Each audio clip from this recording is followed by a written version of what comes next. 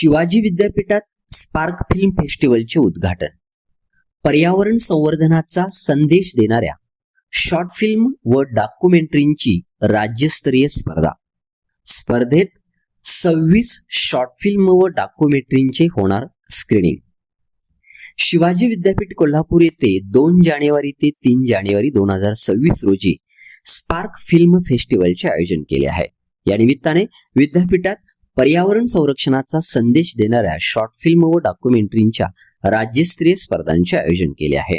सदर फेस्टिवलचे उद्घाटन प्राध्यापिका डॉक्टर ज्योती जाधव यांच्या हस्ते झाले.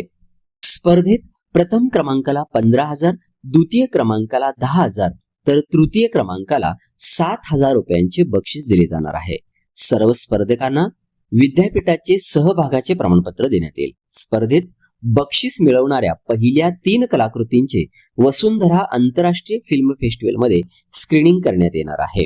सदर फेस्टिवलचे उद्घाटन प्राध्यापिका डॉक्टर ज्योती जाधव यांच्या हस्ते झाले. यावेळी प्रमुख पाहुणे म्हणून लेखक दिग्दर्शक आनंद पेंटर तसेच Makarand Joshi CEO Kirloskar oil engine limited, Harish save head HR Kirloskar oil engine limited Kagal आदी मान्यवर उपस्थित होते. BA फिल्म मेकिंगचे समन्वयक डॉक्टर शिवाजी जाधव, किर्लोस्कर ऑइल इंजिनचे डेप्युटी मॅनेजर शरद आजगेकर, लक्ष्मी फाउंडेशनचे अध्यक्ष विनायक देसाई आदींनी या फेस्टिवलचे आयोजन केले. बहुजन न्यूज, अनिल कांबळे.